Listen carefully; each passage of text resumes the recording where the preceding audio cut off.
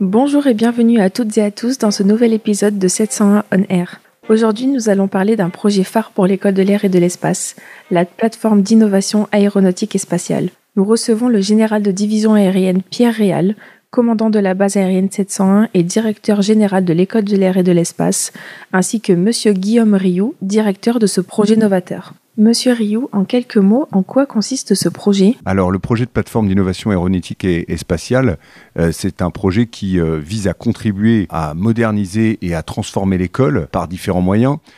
C'est un projet qui est inscrit comme projet majeur du contrat d'objectifs et de performance 2022-2024 qui lie l'École de l'air et de l'espace au ministère des Armées. Et globalement, c'est un projet qui a l'ambition de dynamiser l'écosystème local des entreprises et des acteurs académiques autour de l'École de l'air et de l'espace pour en faire un véritable pôle de recherche et d'innovation au service de la formation des opérateurs de systèmes aériens et spatiaux. Mon général, en quoi ce projet entre dans la vision stratégique de l'école ? Le projet de plateforme d'innovation aéronautique et spatiale, il est structurant pour le développement et la modernisation de l'École de l'air et de l'espace, en particulier depuis qu'elle a son nouveau statut d'établissement public, donc un nouveau statut qu'elle a depuis un petit peu moins de 4 ans. Il permet de développer son attractivité dans les domaines de l'enseignement et de la recherche, mais également son ancrage sur le territoire à la fois de la ville de Salon-de-Provence, puisqu'un certain nombre de bâtiments d'hébergement,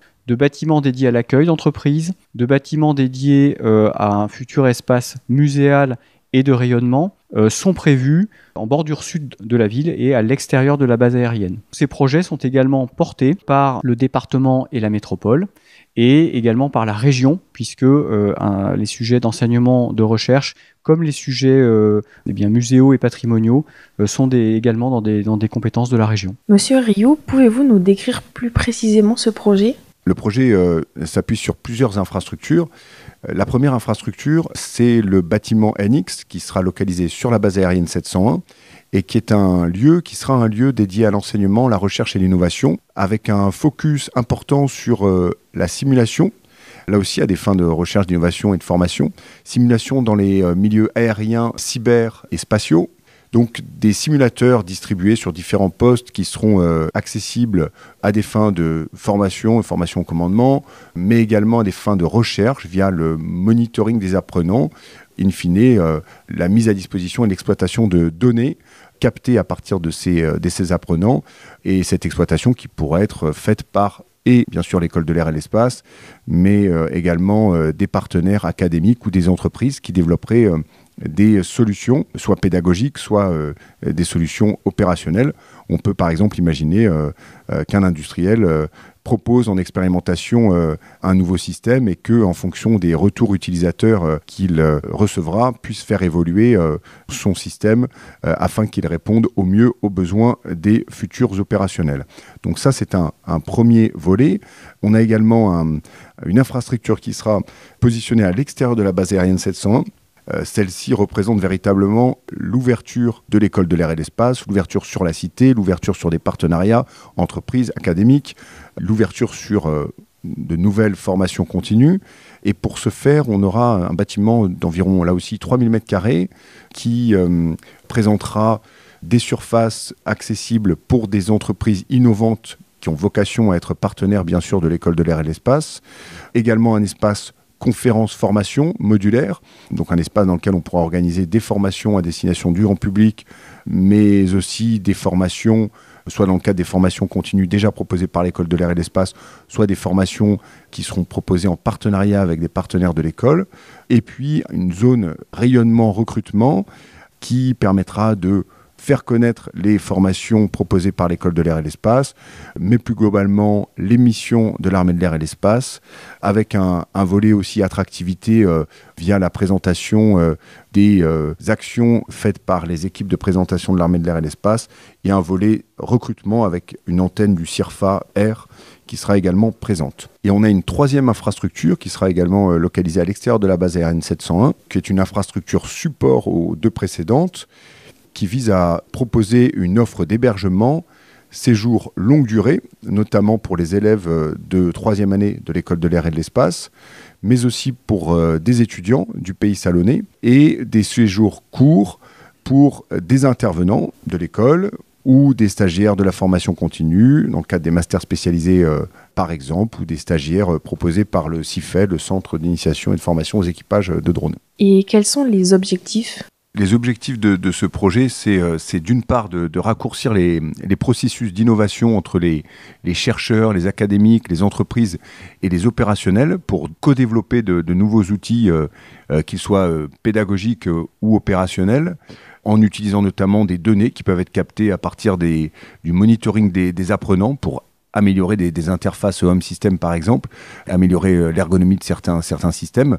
Et puis, plus globalement, c'est véritablement de renforcer la culture d'innovation des élèves de l'école, plus globalement des stagiaires de la formation continue, et enfin d'améliorer l'attractivité des formations et moderniser les approches pédagogiques. Tout ça se fait grâce à une nouvelle offre de services, de nouvelles infrastructures, de nouveaux équipements. On a un focus assez fort sur des outils de simulation, encore une fois à des fins d'enseignement, mais également de recherche, de la simulation dans les milieux aériens, cyber et spatiaux.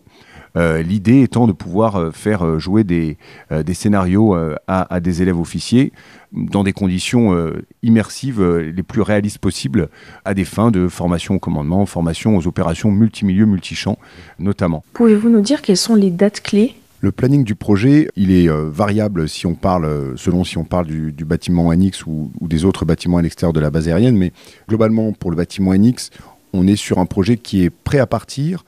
On est en train de lancer un marché d'assistance à maîtrise d'ouvrage, qui veut dire que le projet devrait débuter sur une phase programmation, donc définition exacte du contenu et des surfaces qui vont être à produire, en avril 2024, ce qui signifie qu'on est sur une livraison du lieu en avril 2028.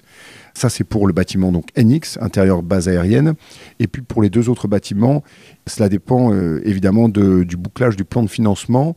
On a bon espoir de pouvoir lancer ça en 2025, ce qui signifierait qu'on serait sur une livraison en 2029-2030. Que pouvez-vous nous dire sur le plan de financement de ce projet ? C'est un projet qui est soutenu, bien sûr, par l'École de l'air et de l'espace, qui le porte originellement, à hauteur de 2,6 millions par l'École de l'air et de l'espace, par le ministère des Armées, à hauteur de 4 millions. Et nous avons eu plus récemment la bonne nouvelle d'un vote de la région Provence-Alpes-Côte d'Azur d'un 1er million d'euros de soutien, qui devrait globalement être de 2 millions d'euros prochainement, ainsi qu'un financement du département des Bouches-du-Rhône à hauteur de 500 000 euros. Donc on est toujours en discussion avec l'autre grande collectivité territoriale qui nous intéresse ici, qui est la métropole Aix-Marseille-Provence.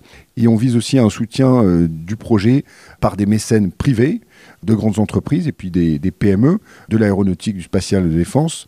C'est un dispositif, le mécénat, qui nous est accessible depuis le changement de statut de l'école en établissement public à caractère scientifique, culturel et professionnel en 2019 et qui nous ouvre donc des perspectives qui intéressent l'armée de l'air et de l'espace par l'agilité que cela nous autorise. Et concrètement, qui pourra profiter de ces infrastructures ? Le bâtiment NX, qui sera donc livré en avril 2028, mais qui sera finalement disponible et utilisable à partir de la rentrée septembre-octobre 2028, bénéficiera d'abord et avant tout aux élèves officiers, également aux stagiaires de la formation continue et, dans un troisième temps, aux entreprises partenaires qui sont soit utilisatrices des données, soit qui peuvent envoyer leurs salariés se former à ce que c'est qu'une opération militaire, aérienne, cyber ou spatiale. Pour ce qui est du bâtiment Air Espace, donc à l'extérieur de la base aérienne, on est donc, je le disais, sur une livraison 2029, voire 2030, selon le bouclage du plan de financement.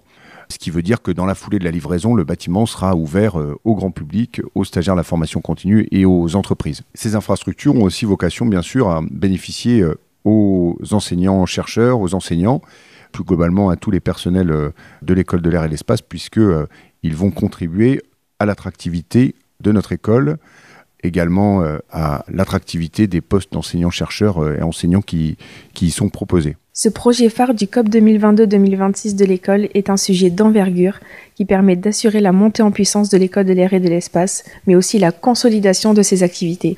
Cette plateforme vise donc à maintenir le positionnement de l'école dans l'écosystème aéronautique et spatial en restant à la pointe de l'innovation pédagogique. On se donne rendez-vous le mois prochain pour un nouvel épisode. À bientôt!